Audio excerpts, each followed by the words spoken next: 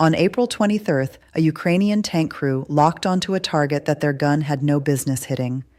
The enemy was 5.5 kilometers away, so far that by the time the Russian T-72 crew heard anything, they were already dead. That single shot didn't just destroy a tank. It rewrote the rules of modern armored warfare, and what came after it is even more alarming for Moscow. If you want to understand how Ukraine is building a military edge that Russia cannot match on a factory floor, hit subscribe right now, because we cover these battlefield developments every single day. Here is why that shot matters more than it first appears.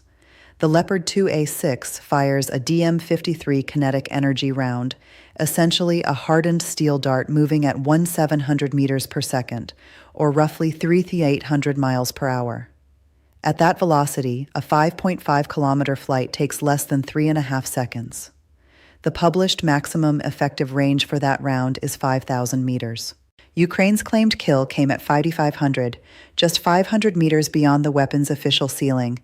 Not science fiction, a predictable outcome if your crew knows what they are doing, and Ukraine's crews very much do. But here is the question no one is asking loudly enough. How does a tank crew aim at something they literally cannot see?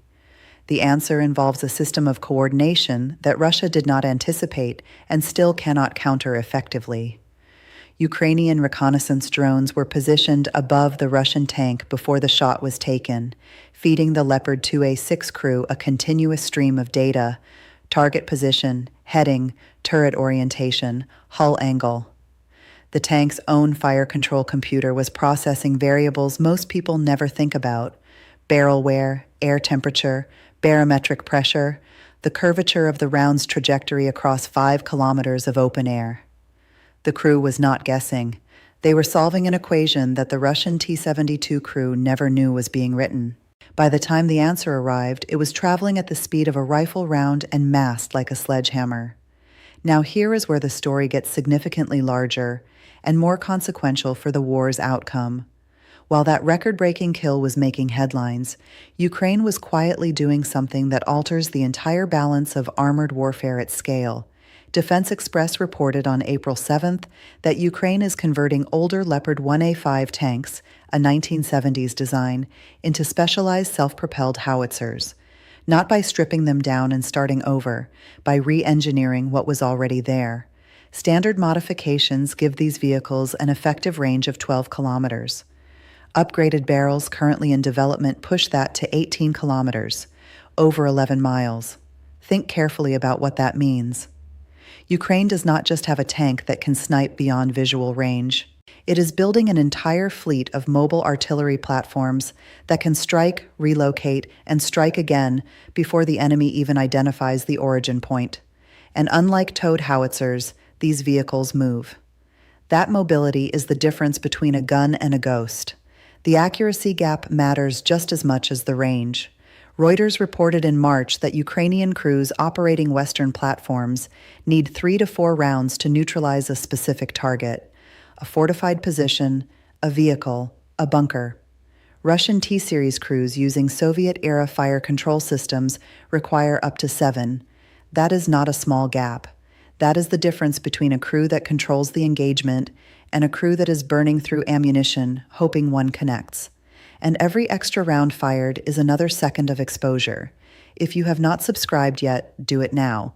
We break down battlefield developments like this every day, and the next story we are about to cover is one the mainstream press has almost entirely ignored. On April 6th, United 24th Media reported that a Ukrainian Leopard 1A5 was hit by 52 Russian drones in a single coordinated attack. Not once, not twice. 52 FPV attack drones and Mavic-type systems operating in coordinated waves, all targeting the same tank from multiple approach angles over the course of an extended engagement. The tank survived. It continued firing throughout the assault. How that happened is the kind of detail that is quietly reshaping drone warfare doctrine for every military on Earth. The answer was not expensive electronic countermeasures or classified jamming technology. It was cage armor, wooden pallets, netting, and something the crews call the hedgehog system. Steel cables, unspooled and draped along the tank's flanks, create a web that drone propellers cannot navigate. When a drone contacts a cable, the motor seizes, the drone falls, and it detonates meters from the hull instead of directly against it. 52 drones expended, 0 kills. Russia burned thousands of dollars in munitions against a tank that came through the assault still operational. The economic logic of this defense is as powerful as the tactical logic.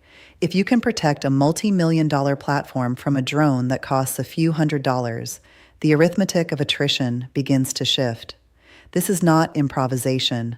Ukraine had watched what happened to tanks without these systems. It studied Russian drone attack patterns. It identified the window before those tactics became universal and moved faster than Moscow expected.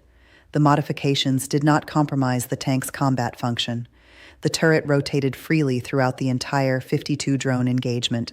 The crew kept firing at Russian positions while the drones kept coming. Extend this picture outward, and you begin to understand the scale of the problem Russia faces.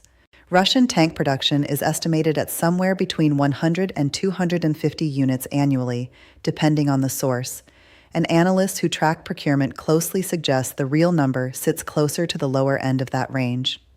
Meanwhile, Forbes reported in February that Russian armor losses are approaching 3,000 vehicles per year. That gap does not close, it compounds, and the tanks Russia is losing are not being replaced with something better.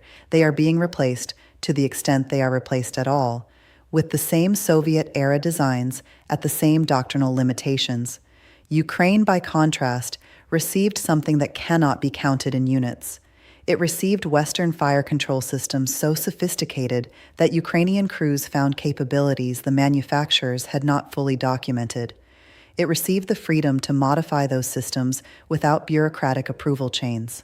And it received a cohort of combat-hardened soldiers who have been fighting long enough to understand, at an instinctive level, exactly which adaptations keep a crew alive. In late March, a Norwegian company called Find Reality delivered 39 mixed reality training stations to Ukraine under an $845 million contract.